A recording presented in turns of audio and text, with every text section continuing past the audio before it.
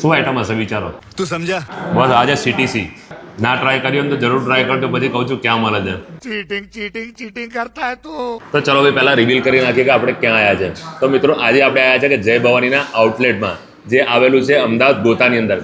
મિત્રો જય ભવાનીના આઉટલેટની જો વાત કરું ને તો ઇન્ડિયાની બહાર UK, US, કેનેડામાં ઓલ્સો એમના આઉટલેટ છે અને 200 જેટલા એમના આઉટલેટ છે.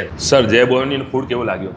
ઓલ ટાઈમ જય ભવાની પહેલેથી સેટિસ્ફાઈડ કરતું આવ્યું છે. કેવું લાગ્યું સર? એકદમ ટેસ્ટી ફૂડ છે અને જ્યારે બી અમને કંઈક એકદમ લાઇટ નાસ્તો કરવાની ઈચ્છા થાય તો એક સેન્ડવિચ છે કે વડાપાઉં છે અમે ખાવા આવી જઈએ. બીજી એક સારી વાત, જેમ જોન્ટી આ છે એમ આ સેકન્ડ જોન્ટી છે. કેમ છો સર? મજામાં. તમે કેમ છો? બસ જોન્ટી ભાઈ, આપણે ત્યાં આ જે સ્નેક્સ છે બાર એન્ડ કેફે છે, તો એમાં કયા કયા પ્રકારના ફાસ્ટ ફૂડ ને બધા મળી રહે છે? ચાઇનીઝ છે, સાઉથ ઇન્ડિયન છે, બર્ગર છે, કોલ્ડ કોફી પ્લસ આપણે પિઝા, ભાજી પાઉં, હા. આ પ્રકારની વસ્તુઓ અમે રાખીએ છીએ. ભાઈ જય ભવાની તો ફાસ્ટ ફૂડમાં નંબર 1 છે, એમાં કોઈ ડાઉટ નથી. પણ આ વખતે તમારા માટે કંઈક નવું ઇનોવેશન કરીને આવ્યા છે, કંઈક નવું લોન્ચિંગ કર્યું છે. જો આ છે ઇન્ડિયન મિલ, છોલે ભટુરે છે, રાજમા મસાલા છે પરાઠા સાથે, દાલ મખની છે પરાઠા સાથે, ઇવન લચ્છા પરાઠા એ તમને પહેલી વખત જોવા મળવાના છે.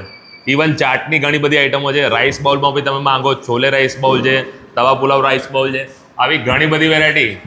જોયું છે કોઈ દિવસ ફાસ્ટ ફૂડની અંદર આવી આઈટમ ઇન્ડિયન મિલ મળી જાય?